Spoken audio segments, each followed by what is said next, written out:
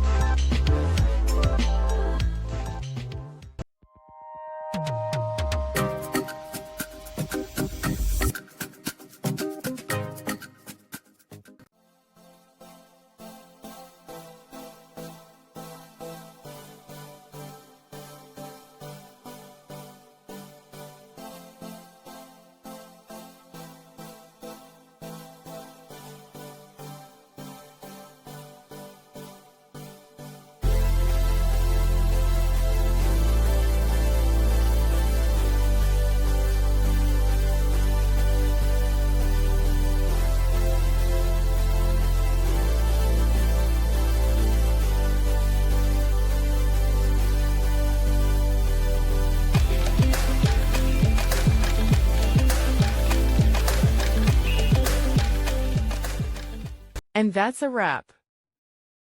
I hope you found the answer you were looking for.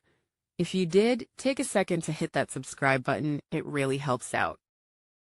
And let me know in the comments which solution worked best for you. See you next time in the debug zone.